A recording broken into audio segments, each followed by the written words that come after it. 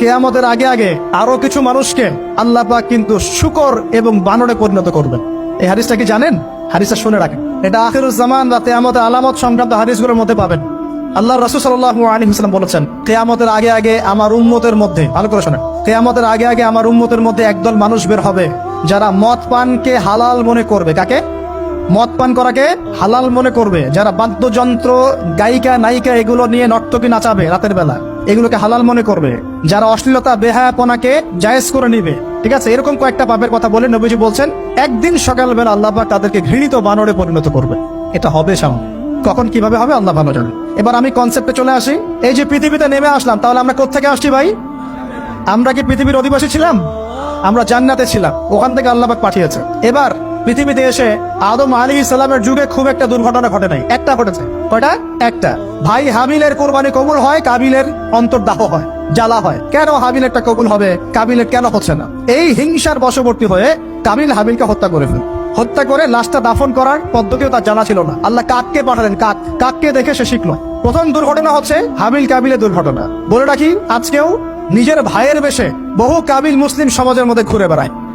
নিজের ভাইয়ের লেবাসে, পোশাকে, সুরতেই বহু কাবিল এখনো কিন্তু মুসলিম সমাজে ঘুরে বেড়ায়। তো আমরা কাবিলদেরকে কাবিলের পরিণতি সম্পর্কে সচেতন করতে চাই। হাবিল বলেছিল, তুমি যদি আমাকে মারতে আসো, আমি তোমাকে মারার জন্য হাত বাড়াবো না। হাবিল জান্নাতে যাবে আর কাবিল জাহান্নামে যাবে। কেন কাবিল জাহান্নামে যাবে? নবীজি বলেছেন, পৃথিবীর প্রথম হত্যাকাণ্ড সংগঠিত করেছে কাবিল। এই কারণে পৃথিবীতে যত খুন হবে, সমস্ত খুনের পাপের একটা অংশ কাবিলের আমলনামায় যোগ করা হবে। বলে নাউজুবিল্লাহ।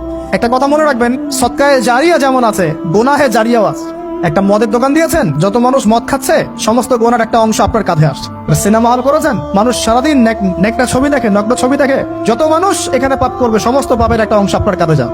আবার একটা মাদ্রাসা করেছেন, যত মানুষ এখানে দ্বীনি ইলম শিখবে, এই নেকির একটা অংশ আপনি পাবেন ইনশাআল্লাহ। মরে গেলেও কবরে পাবেন ইনশাআল্লাহ। আল্লাহ পাক আমাদের সবাইকে সদকায়ে জারিয়া করার তৌফিক দেন, গোনাহে জারিয়া থেকে বাঁচিয়ে রাখুন। খুব খেয়াল রাখবেন, আল্লাহ পাক আমাদের হেফাজত করুন বলি আমিন। এবার ওই যুগ শেষ, নূহ আলাইহিস সালামের যুগ। এই যুগে আল্লাহর একই সুন্নাত, নূহ আলাইহিস সালাম 950 বছর দাওয়াত দিলেন, 40টা বা 80টা পরিবার ইসলাম কবুল করেছে, বাকিরা করে নাই। যারা করে নাই আল্লাহ পাক তাদেরকে ডুবিয়ে মারলেন, যারা করেছে আল্লাহ পাক উদ্ধার করলেন। সোজা কথা, আজকে সারা পৃথিবীতে যত মানুষ আমরা বেঁচে আছি না, আমরা কোনো না কোনো ভাবে ওই 80 পরিবারের সদস্য। আমরা ভাই ভাই, আমরা ওই ফ্যামিলি, 80 ফ্যামিলির অন্তর্ভুক্ত। কিরকম করে? নূহ আলাইহিস সালামের 4 সন্তান ছিল। কয় সন্তান?